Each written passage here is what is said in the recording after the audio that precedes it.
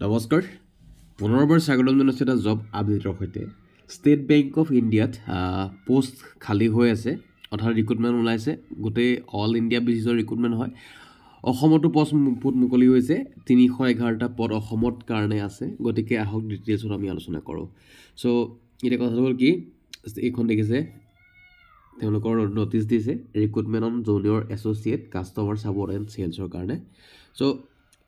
ইয়াত যদি চাই আপুনি গতিকে তেওঁলোকৰ জোনবিলাক ভেকেঞ্চিবিলাক ভাগ কৰি থোৱা আছে গতিকে যদি আমি চাওঁ আমাৰ অসমৰ কাৰণে এই যিটো নৰ্থ ইষ্টাৰ্ণ ৰিজন দেখিছে আসামত তেওঁলোকে দেখিছে এইটো 311টা পদ মুকলি হৈ আছে ঠিক আছে এতিয়া যদি চাব যাওঁ PWC সকলৰ কাৰণে বা ST SC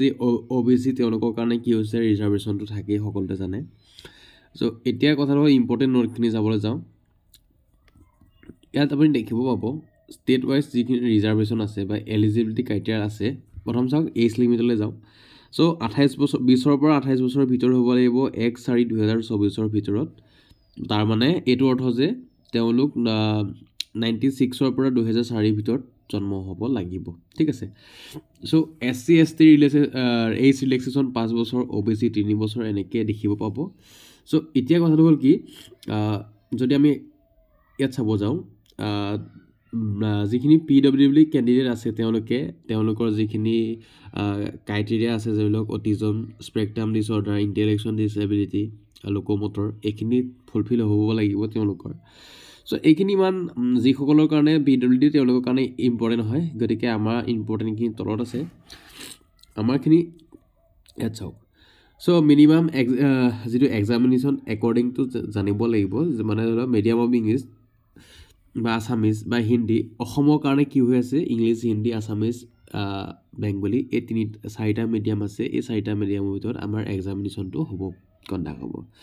যদি আমি এই বিষয়ে সিলেকশ্যন প্ৰচিডিউৰত চাব যাওঁ সিলেকশ্যন প্ৰচিডিউৰত প্ৰিলিমিনাৰী ষ্টেজ প্ৰথম ফেজ 1 হ'ব তো তাত 3টা ছাবজেক্টত ইংলিছ লেংগুৱেজ যেটো নিউমেৰিকেল এবিলিটি ৰিজনিং এবিলিটি আছে মিডিয়ামটো ইংৰাজীতে হ'ব বুলি দিয়া আছে সো নাম্বাৰ অফ কুৱেশ্যন 100টা হ'ব টোটেল মেক্সিমাম 100টাই থাকিব আৰু তাৰ ভিতৰত গোটেইখিনি ক্যালকুলেশন কৰি 1 ঘণ্টাৰ ভিতৰত তেওঁলোকে কৰিব দিব মানে এটেন্ড কৰিব দিব তাৰপিছত 1/4 মাৰ্ক যাব ডিডাক্টিভ হ'ব নেগেটিভ মাৰ্ক আছে তাৰ ফেজ 2 মেইনছলৈ আহি যাব মেইনছত আপোনাৰ চাব পাৰে মেইনছত কি হৈছে জেনেৰেল যিটো ফাইনেন্সিয়েল এৱাৰনেছ আছে বা বেংকৰ চাকৰি গতিকে ফাইনেন্সিয়েল এৱাৰনেছৰ ওপৰত কুৱেশ্যন থাকিব general English quantitative aptitude reasoning এই সকলোবিলাক মিলাই 200 নম্বৰৰ পৰীক্ষা হ'ব তাৰপিছত নাম্বাৰ অফ কুৱেশ্যন 190 থাকিব 2 ঘণ্টা 40 মিনিটৰ কুৱেশ্যন এইখিনি থাকিব ঠিক আছে সো এইখিনি কথা হ'ল তাৰপিছত যিখিনি গুচি যাব তাৰপৰা ফাইনেল সিলেকশ্যন যাবগে ফাইনেল সিলেকশ্যন যাৱাৰ পিছত আপোনাৰ ৱেটিং লিষ্ট কিছুমান থাকিব পাৰে বা যিখিনি কল লেটাৰ আহিব এক্সামিনেশ্যন সো এতিয়া কথাটো হ'ল কি অসমৰ কাৰণে যে পোষ্ট ওলাইছে 311টা তাৰ কেণ্ডিডেট সকলে ফ্ৰী পেজ দিব লাগিব মানে 750 টকা জেনেৰেল OBC EWS খিনি পে কৰিব লাগিব আৰু ST SC PWD যিখিনি আছে আৰু তেওঁলোকে এটকাও পে কৰিব নালাগে তো হাউ টু এপ্লাই ইয়াত দিছে লিংকটো দেখিছে bank.sbi এনেকৈ ৱেব কেৰিয়াৰ যদি মাৰি দিয়ে তাতে গৈ আপুনি জুনিয়ৰ এছ'চিয়েট 2024ৰ তাত এপ্লাই কৰিব পাৰিব এতিয়া কথা হ'ল কি অসমৰ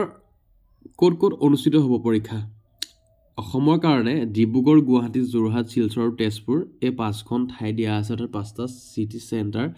দিয়া আছে তাতে পৰীক্ষা হ'ব গতিকে এইখিনি কথা এইটো প্ৰিলিমিনাৰী এক্সামৰ কাৰণে আছে আৰু মেইনছৰ কাৰণে আছে গতিকে এইখিনি কথা আছিলে সো ইমান যিসকলে বেংকৰ চাকৰিৰ কাৰণে ৰখি আছিলে বা তেওঁলোকে আপডেট কৰি এপ্লাই কৰিম বুলি ভাবিছে গতিকে তেওঁলোকে এপ্লাই কৰিব পাৰে গতিকে স্বাস্থ্যটো ইমান ভাল নহয় তথাপিও ভিডিঅ'টো বনালোঁ অন্য এটা ভিডিঅ' লগ পোৱাৰ প্ৰতিশ্ৰুতিৰে আজিলৈ ভিডিঅ'টো ইয়াতে সামৰিছোঁ ধন্যবাদ